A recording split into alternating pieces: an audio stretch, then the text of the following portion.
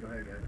Eddie, how more equipped is this secondary to handle what Ole Miss brings with the spread and the multiple receivers? We just really get to have our eyes in the right place. Really execute our assignments and just take the coaching. What Coach Saban's in the game plan that they have put in for us. We just have to execute that. What is the mindset going into this game after losing 2 in a row, going into their house now? What's that mindset like? We just need to come in and play Alabama football, especially after the performance we had last week as a unit. So we just got to come in and be ready to play. What's challenging about Chad Kelly and the group of receivers they have without Trevor on them? One thing I can say, you just have to have your eyes in the right spot. They're the type of team, their offense like to come out fast. They'll spread the field. They have receivers that can stretch the field vertically. So we just got to do a good job of keeping those guys cut off and making plays. Was that part of the problem last year in that game? When Chad threw for like 300-some yards? We try not to reflect on last year, but we made some mistakes. Things we need to fix. You talked about the team being anxious last year. I thought that may have been an issue. Wanting to beat the team that beat them before. Did you change going into this week? And comparably, do you feel you were anxious last year too? Not necessarily. I just feel like everyone just needs to be more focused. This game and this weekend. Just come out, like I said, come out today with the right mindset and be ready to prepare. Improve.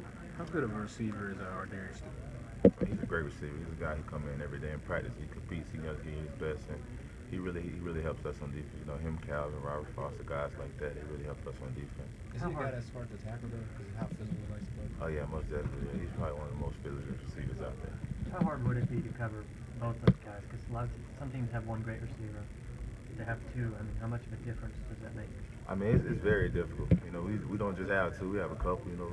Robert Foster, Cam, Sims, Trayvon Diggs, guys like that. They come out and they compete. They give you their best every play. So it just helps us get better as a secondary and as a deep team. If you can only be known for one thing in particular, what would it be as a college football player? It's a guy who came out and competed every time, gave us all every play. Not pick sixes? Yeah, that too. Eddie, where's Ronnie Harrison made the most improvement? I can say Ronnie's always been a guy. He's been physical.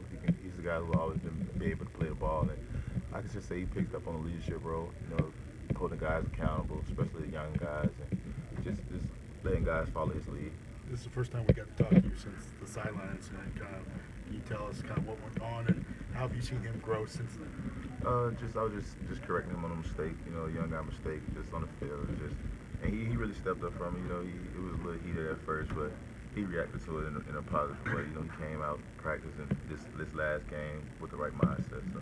Have you ever allowed it to return punts or kicks? Sometimes in practice, but I don't control that. Coach Saban does. So. The last time Alabama was in Oxford, the fans rushed the field afterwards. What are your emotions going back there?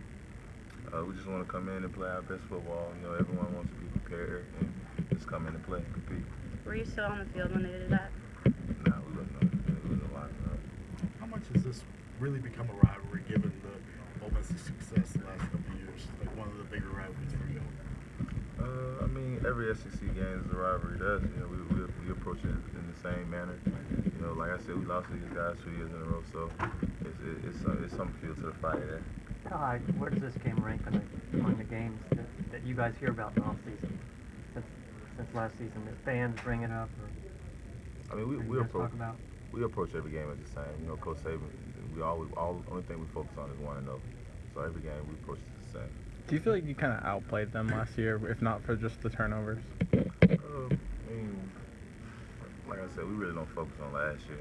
All we can control what we can control. So our focus is now this week and the game Saturday. Do you take anything from last year though, going into this one specifically? We just got to come in and play our game. Play Alabama football, play the standard football that we need to play. I know you guys haven't looked at the film yet. They've got the same tight end they've had the last couple of years. What do you remember from him?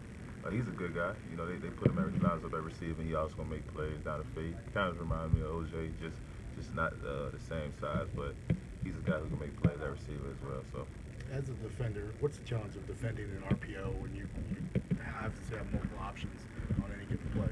Just execute your assignment and keep your eyes in the right spot. They've lost a couple of running backs. How much do you have to guard against their running game? Because we all talk about Chad Kelly and how many yards he goes for, but how much you have to guard against the running game, that kind of offense. You can't sleep on the running game at all. You know, they have a great running back, and like I said, Chad Kelly, he's a great quarterback, so he can do things with his feet as well, and also make you suck you up as a secondary, suck you up into the line of scrimmage and throw the ball over the air. So you really just have to have guys in the right spot. Thanks, Ed. Thank you. Thank you.